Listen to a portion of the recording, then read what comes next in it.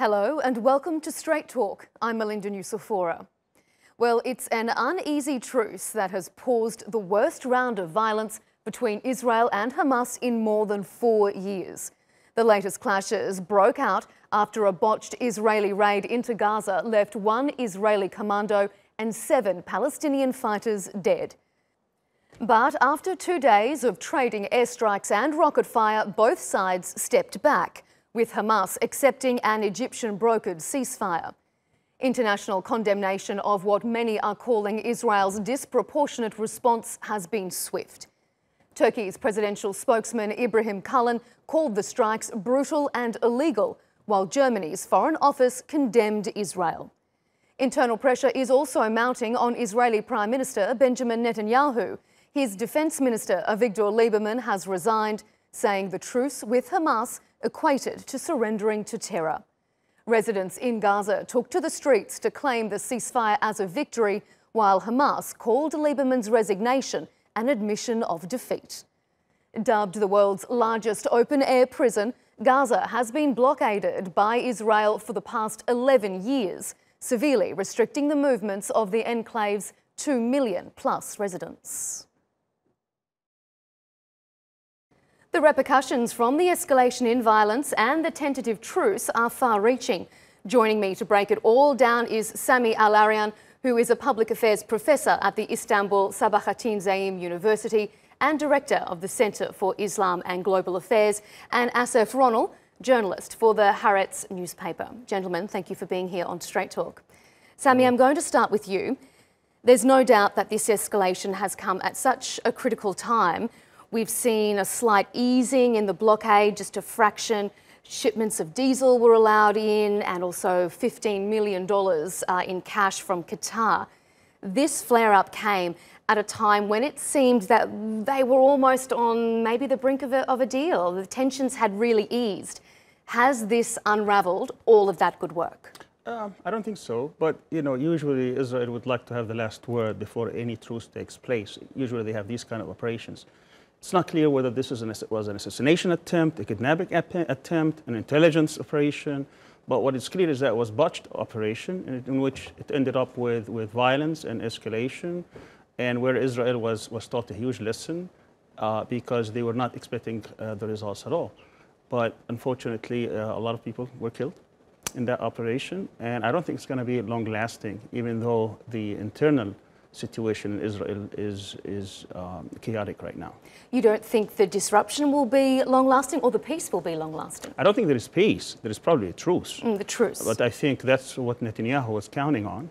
But he also wanted to have the Israel's upper hand when that happens, meaning to give the Israeli public some kind of impression that they were winning, that this was in their interest, and that they had the last word. But that didn't take place. Asif, what's at stake here for Netanyahu? He is facing such intense pressure internally, not just externally. Can he weather this? Will he weather this storm of criticism? Netanyahu is under a lot of pressure from different reasons. The situation in Gaza is only one of his many problems. First of all, there is the criminal investigations against him. The political pressure on him is rising. For many years, his main card, the reason why most Israelis continued supporting him, is the fact that he was supplying them with security. That was he's Mr. Security. Mr. Security, yeah, we always hear that. And now, for the first time, it seems like this is there are fractures in this image.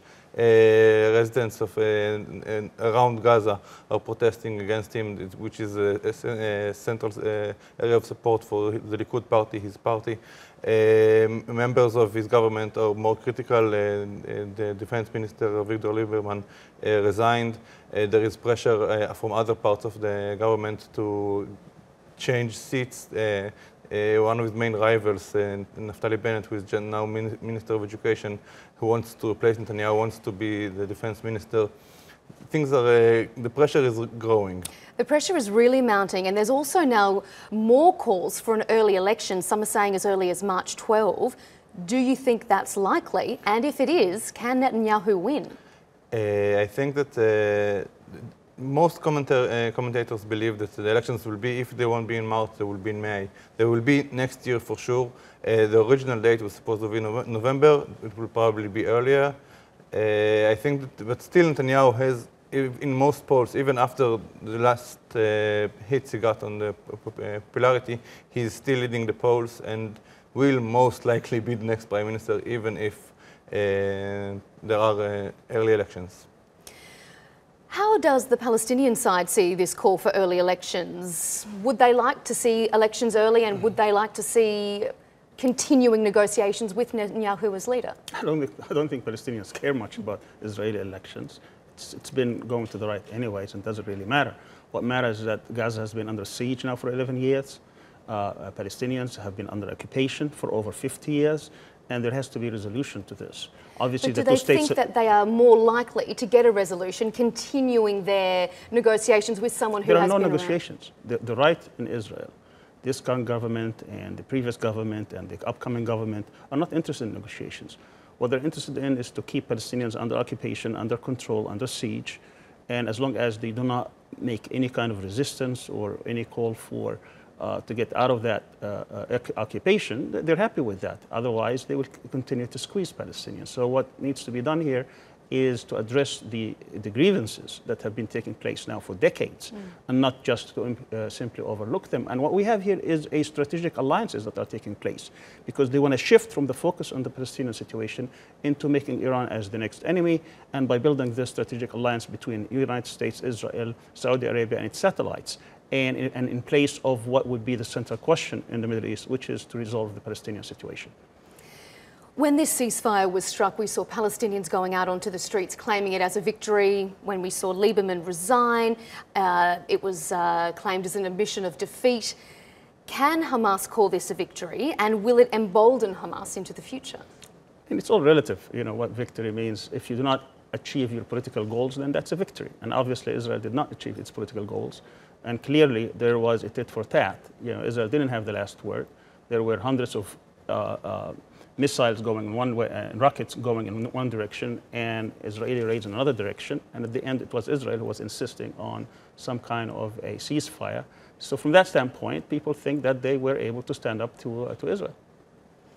What about from the Israeli perspective? Obviously, they're not going to say that it's a Hamas victory, but is it widely perceived that this was a botched operation, and what was their purpose in the first place? The purpose of the operation is unclear. It is very high, top secret, and there are many theories. As Professor Yan said, it could have been a kidnapping attempt. Most likely, most security analysts believe it was an intelligence operation that failed and was exposed, and then there was a fire exchange and ended up with 7 Palestinians killed and 1 Israeli colonel who died. I think that for the Israelis, most Israelis attack Netanyahu for not being strong enough against Hamas, although everybody knows that, almost everybody knows that there is no military solution to the problems. I think that you mentioned the truth. I think that it is the first time that Hamas can claim that a defense minister in Israel resigned as a result of violence, exchange of violence, and it could be described as a PR victory. But in the long run, I think that we were, and maybe we are still in the process of improving the life conditions in Gaza. It's not a long-term solution. It won't change the reality. It won't end the occupation. But at least there were signs of improvement in the quality of life in Gaza. The hours of electricity a day rose from 6 to 18, which is significant.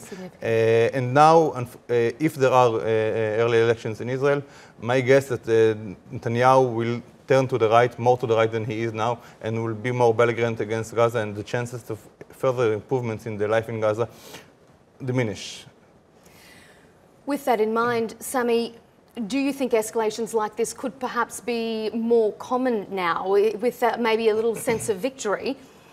The blockade will continue. Do you think that these escalations will be more common? Well, again, it's about your political goals. What Israel wants right now is calm in Gaza as much as possible so that they can concentrate on what's called the Northern Front, on Hezbollah and Syria and Iran.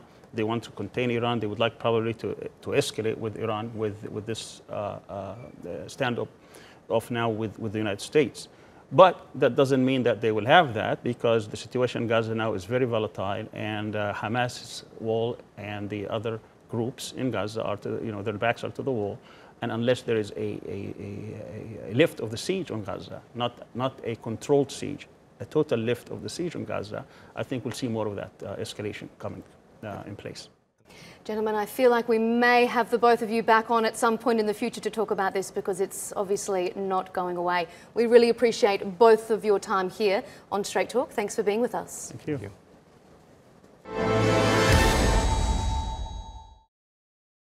Saudi Arabia has come out and again changed its story regarding the murder of Saudi journalist and government critic Jamal Khashoggi.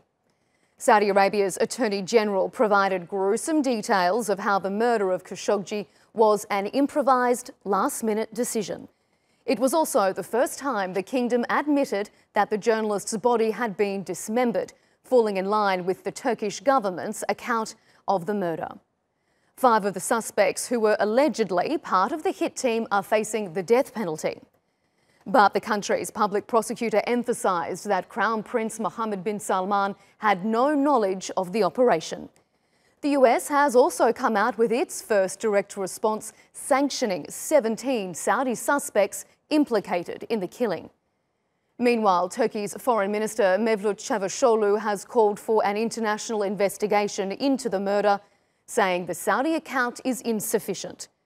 Funeral prayers have been held in Istanbul and Ankara, as well as in Saudi Arabia, to pay respects to the slain journalist. Turkey has long maintained that the order to kill Khashoggi came from the top, but has stressed that King Salman was not to blame. Saudi officials initially denied any knowledge of what had happened to Khashoggi before admitting that he had been murdered at the consulate in a rogue operation. Saudi Arabia has wielded significant power within the Arab world, but will the international backlash erode their regional influence? Joining me to discuss this further is Ömer Özkizilcik, an analyst at CETA, a major Turkish think tank, and from Ankara, Ali Bakir, who is a political analyst. Gentlemen, thank you for joining us on Straight Talk. Ali, I'm going to pose my first question to you in our Ankara studio. One of the ways that the United States has been trying to contain Iranian power is through its Middle East Strategic Alliance. The basis of that is to form an alliance within the Arab world between countries such as the United Arab Emirates, Saudi Arabia, Qatar, Egypt. But has this Khashoggi killing derailed that alliance?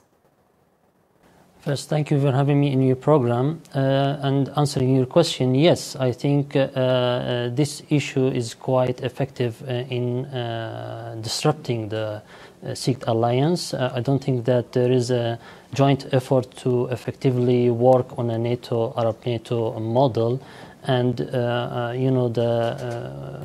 Saudi Crown Prince Mohammed bin Salman policies lately during the last couple of years confirmed this perspective, because he followed destabilizing, very dangerous and immature foreign policy, which destabilized the region in an unprecedented way, especially the relation with the supposed allies in the GCC countries, especially with the latest Gulf crisis in 2017.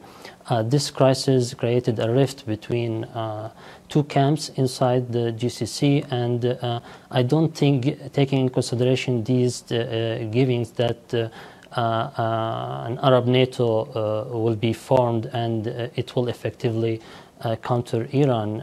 On contrary, I see that Khashoggi's case in particular is contributing to the division in the GCC right now, because except of maybe UAE and Bahrain, the other Gulf countries like Qatar, Oman, and Kuwait didn't actually support the Saudi narrative in this case. Even UAE and Bahrain, they didn't support Crown Prince Mohammed bin Salman in this case in the way that he was expecting. So I think that the idea of an Arab NATO is more like a delusion right now, taking in consideration the current geopolitical situation and the relations between Saudi Arabia and the supposed allies in the Gulf and in the region in general. Well, if it is an illusion, Omar, has the Khashoggi killing then been a gift to Iran? Not a gift, it's more a reminder for the entire world with what kind of state the US is trying to contain Iran in the Middle East. Because the Saudi Arabian regime is an authoritarian one, maybe one of the most authoritarian in the world.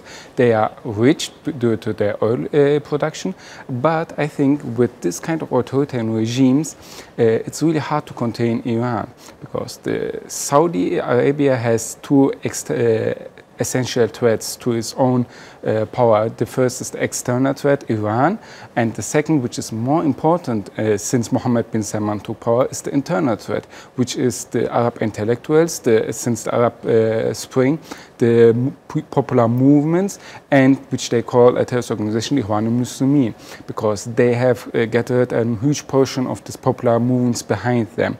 So this fight between the authoritarian regimes and to remaining the status quo in the Middle East and changing actually the authoritarian regimes to more democracy, to more freedom, has shifted this region over the last years. And I think that Saudi Arabia is more using the Iranian threat in its relation with the US to gain support and power and protection from the US in its fight against its internal threat, which is more essential for them.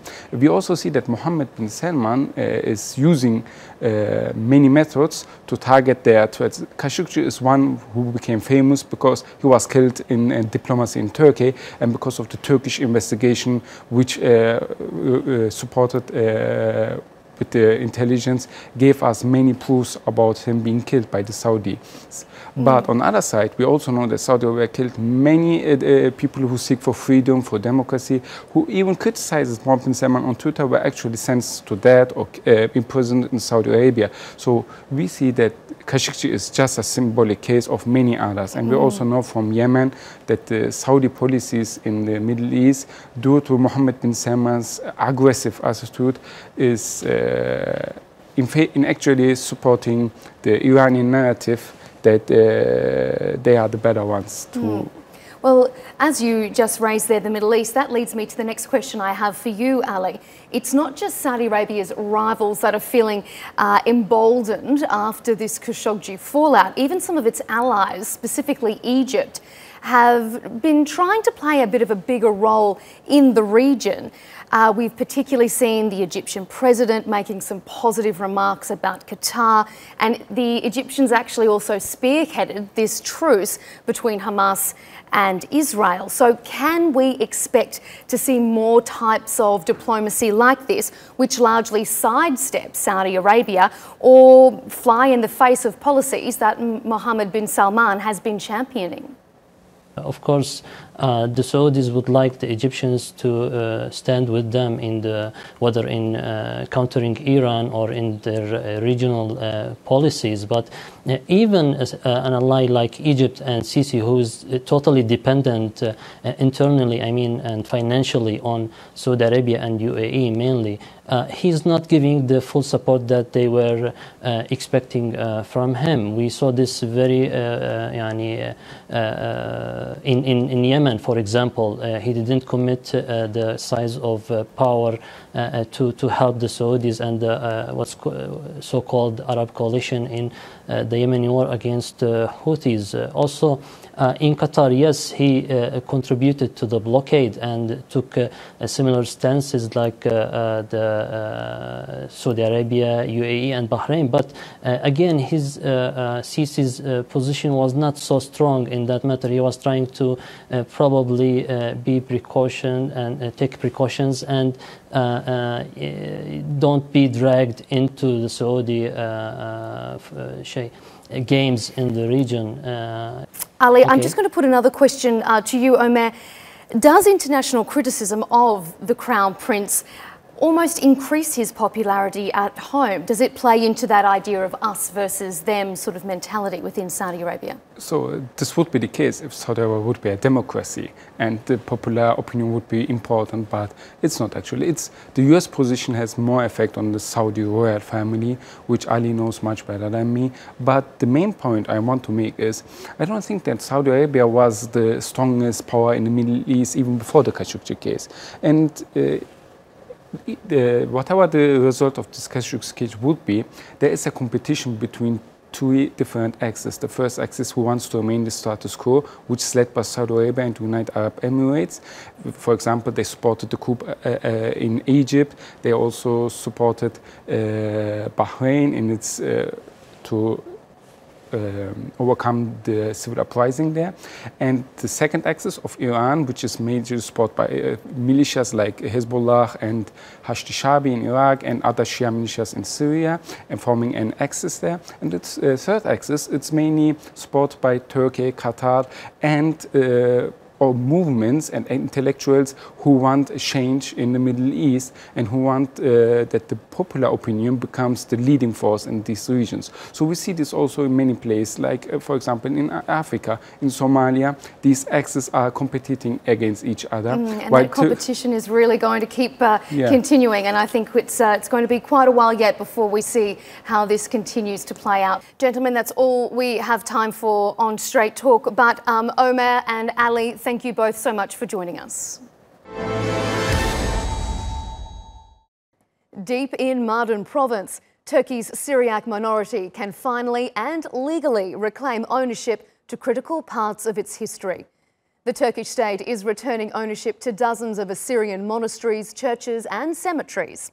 Adel Halim travelled to the southeastern province of Mardin to discover the historical significance of these sites.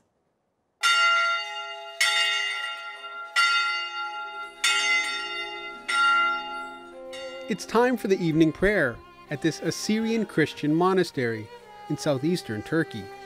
A special time for Lucas Aktaş. The 21-year-old university student works here as a tour guide. I'm improving my Assyrian language and learning new prayers here. We have an archbishop, and I feel so lucky that I'm living with him here. Getting education from him, working with him, makes me feel so good. That's why I chose to live here.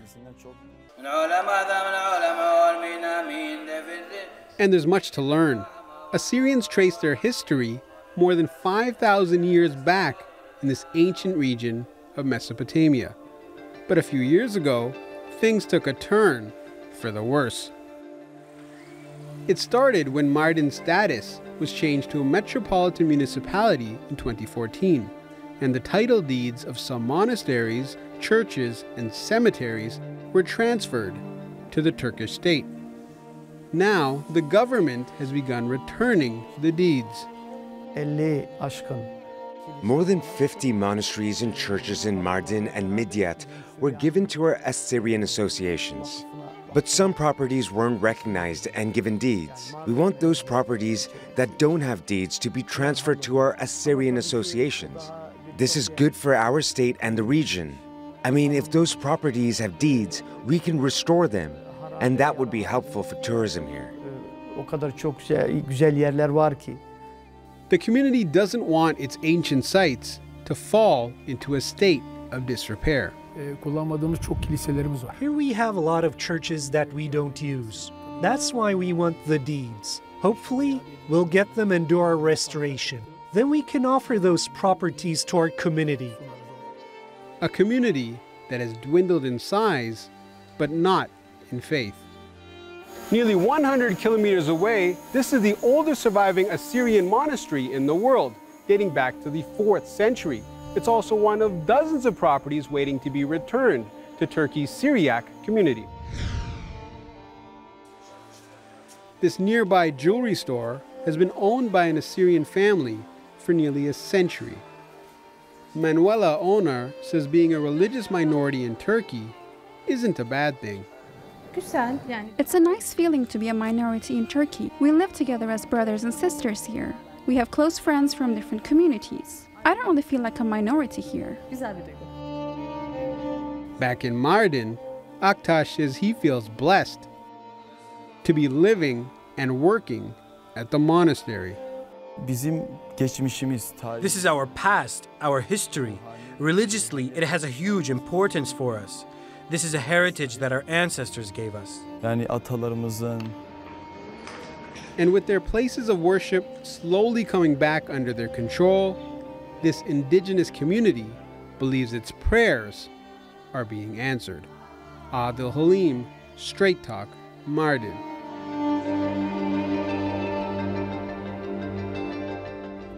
That wraps up another edition of Straight Talk with me, Melinda Nusafora. You can share your comments with us on Twitter using the hashtag Straight Talk. Also, don't forget to subscribe to our YouTube channel. Until next time, take care and goodbye.